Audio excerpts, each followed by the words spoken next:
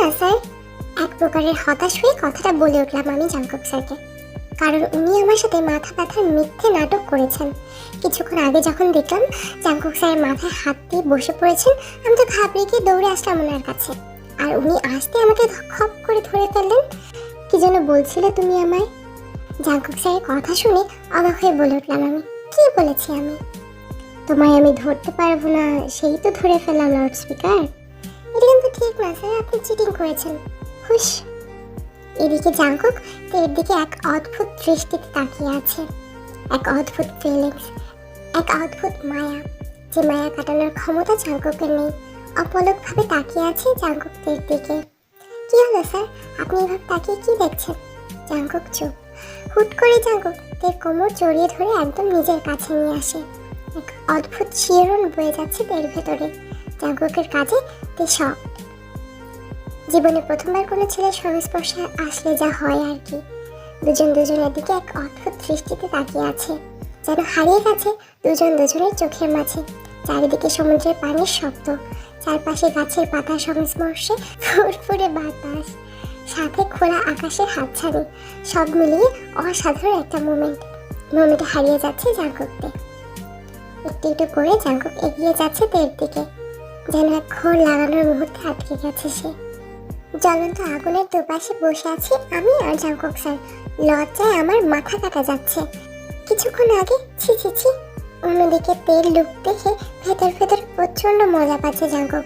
অবশ্য দোষটা তারই ছিল, তারপরও এই মুহূর্তে প্রচন্ড হাসি পাচ্ছে জাংকুকের। সত্যি সত্যি এই মেয়েটা আমাকে পাগল বানিয়ে দিচ্ছে। আবারও হাসলো জাংকুক। হুটহাট জাংকুক স্যারকে হাসতে দেখে কিছুটা গম্ভীর আওয়াজে বলে উঠলাম আমি, এত হাসার কি আছে স্যার? আচমকা তের মুখে এমন কথা শুনে চমকে ওঠে জাংকুক। তারপর বলে উঠলো সে, অনেক কিছু আছে যেটা তুমি বুঝবে না। কেন বুঝবো না? কারণ তুমি এখনো ছোট। আমি অনার্স থার্ড ইয়ার স্টুডেন্ট, আর আপনি আমাকে এখনো ছোট বলছেন?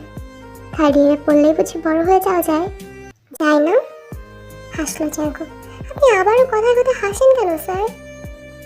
ভালো লাগে তাই। ধর, ভালো লাগছে না স্যার, আমি বাসায় যাবো। আমার রুমটা একা একা কাঁদছে খুব। কি? আপনার মাথা। এক ধ্যানে জাংকুক স্যারের গান গাওয়া শুনছি আমি, যেন এই গানের মধ্যে নিজেকে খুঁজে পাচ্ছি আমি। জাংকুক স্যার এত সুন্দর করে গান গায়, আগে জানলে তো আরো আগেই শুনতাম। গালে হাত দিয়ে এক দৃষ্টিতে তাকিয়ে আছি আমি ওনার দিকে। এক অদ্ভুত মায়া কাজ করছে আমার ভেতর, সাথে এক অদ্ভুত অনুভূতি হচ্ছে আমার। আচমকা এমন হওয়ার কোনো কারণই খুঁজে পাচ্ছি না আমি। তাহলে আমি কি জাংকুক স্যারকে? না না, কিছু উল্টাপাল্টা ভাবছিস দিতে। ভুলে যাস না, স্যারের গার্লফ্রেন্ড আছে। আরও এক সকাল, এক প্রকার মন খারাপ নিয়ে বসে আছি আমি সমুদ্রের কাছে থাকা বড় একটা পাথরের উপর। বুক ফেটে কান্না করছে খুব। কবে আসবে ভাইয়া তুমি আমাকে নিতে? সকালের এই সময়টা আরো বেশি উজ্জ্বল আর স্বাচ্ছন্দ্য মনে হচ্ছে আমার সমুদ্রটাকে। তার সাথে ফুরফুরে ঠান্ডা বাতাস। চোখ বন্ধ করে পুরো মোমেন্টের মজা নিচ্ছি আমি। আশ্চর্য, চোখ বন্ধ করে জাংকুক স্যারের ফেসটা ভেসে আসছে খুব। কিন্তু কেন? প্রশ্নগুলো মাথায় এসে জোট পাকাচ্ছে খুব। এমন সময় কাঁধে হাত রাখলো কেউ। অবশ্য তাকে না দেখে বলা যেতে পারে এটা জাংকুক স্যার। এর প্রথম কারণ, এই দ্বীপে জাংকুক স্যারের ছাড়া আর কেউ নেই। আর দ্বিতীয়, ওনার স্পর্শ এখন আমার চেনা। আনমনেই হাসলাম আমি। এখানে বসে কি করছো তুমি? এমন কিছু না। মন খারাপ? একটু। আমি জানি আমরা যে পরিস্থিতিতে আছি তাতে মন খারাপ হওয়াটাই স্বাভাবিক, কিন্তু তারপরে বলবো মন খারাপ করো না, সব ঠিক হয়ে যাবে। প্রথম দিন থেকেই তো শুনছি স্যার সব ঠিক হয়ে যাবে, কিন্তু আজ 4 দিন হলো কিছুই তো ঠিক হলো না। কবে ফিরবো আমরা বাড়ি তা জানি না। সবাই কতটা টেনশন করছে, আর ভাইয়া না জানি আমাকে ছেড়ে কতটা কষ্টে আছে। সবই তো বুঝতে পারছি লাউড স্পিকার, কিন্তু কি করবো বলো? কিছুই তো করার নেই। কিছুই করার নেই স্যার? চলো কিছু খেয়ে নেবে। খিদে নেই আমার। বিনিময়ে জাংকুক স্যার আর কিছু বলতে পারলো না। বেশ কিছুক্ষণ পরে জাংকুক স্যার আবারও বলে উঠলেন, আর কতক্ষণ না খেয়ে বসে থাকবে? চলো একটু হাঁটি। ভালো লাগছে না স্যার? আরে আসো, ভালো লাগবে। বলে আমার হাতটা ধরে হাঁটা শুরু করলো জাংকুক স্যার। আমিও চুপচাপ তার পেছন পেছন হাঁটা শুরু করলাম। খুব বড় একটা দ্বীপ নয়, ছোট্ট মাঝ সমুদ্রের মাঝখানে ছোট্ট একটা দ্বীপ, যার পুরোটাই জুড়ে রয়েছে সুন্দর সুন্দর গাছপালা আর পাহাড়ি ঝর্ণা। জায়গাটা অসম্ভব সুন্দর, দেখলেই চোখ জড়িয়ে যায়। হঠাৎই মাথায় একটা শয়তানি বুদ্ধি আসলো আমার। আমি নিচ থেকে এক মুঠো বালি হাতে নিয়ে দিলাম জাংকুক স্যারের মাথায়। তারপর দিলাম এক দৌড়, আর জাঙ্কুক স্যারও আমার পেছনে দৌড়াতে লাগলেন। আচমকা কারো মুখে বনু কথাটি শুনে হকচকিয়ে উঠলাম আমি। সামনে সুগা ভাইকে দেখে অসম্ভব খুশি হয়ে ছুটে গেলাম আমি সুগা ভাইয়ের দিকে। আমি দৌড়ে গিয়ে সুগা ভাইকে জড়িয়ে ধরে কাঁদতে কাঁদতে বলে উঠলাম, ভাইয়া তুমি এসেছো, আমি জানতাম তুমি আসবে। শান্ত হয়, এই তুমি চলে এসেছি, এখন দেখ সব ঠিক হয়ে যাবে। অন্যদিকে জাঙ্কুক দূর থেকে এমন দৃশ্য দেখে খুশি হলেও তার সাথে একটু মন খারাপ লাগছে। তার কারণ তারা আর একসাথে থাকতে পারবে না। এমন সময় তার দিকে ছুটে আসলো জিসু। তাকে জড়িয়ে ধরে বলে উঠলো জিসু, ভাই কেমন আছিস তুই? আপু ভালো আছি, তুই কেমন আছিস? তোকে ছাড়া কি করে ভালো থাকি? তুই তো জানিস তোর চিন্তায় বাবা মা কতটা টেনশনে আছে। আম্মু তো অসুস্থ হয়ে পড়েছে, এখনই বাড়ি ফিরে চল। যাবো তো। অন্যদিকে দুই জোটের দুই ভাই বোনের ভালোবাসা থেকে মুগ্ধ নয়নে তাকিয়ে আছে জিতা ও ফিলিক্স, লিসা, জিমিন। আজকে সবাই খুশি, অবশ্যই দেখা পেল জাঙ্কুকদের। সকাল হতেই সুগা এক প্রকারে সবাইকে জবরদস্তি করে এই দ্বীপে আনার জন্য। তার কারণ কাল থেকে তার মন বলছিল জাঙ্কুকদের এই দ্বীপেই আছে, আর তাই হলো। সুগার মনের কথা সত্যি হলো তাহলে। এসব কি ভাই, তোর মাথায় এত বালি আসলো কোথা থেকে? এক প্রকার চিন্তিত কণ্ঠে বলে উঠল জিসু জাঙ্কুককে। আর জাঙ্কুক জিসুর কথা শুনে তাকালো তের দিকে। এদিকে জাঙ্কুক স্যার ফুট করে আমার দিকে তাকাতে দেখে ঘাবড়ে গেলাম আমি।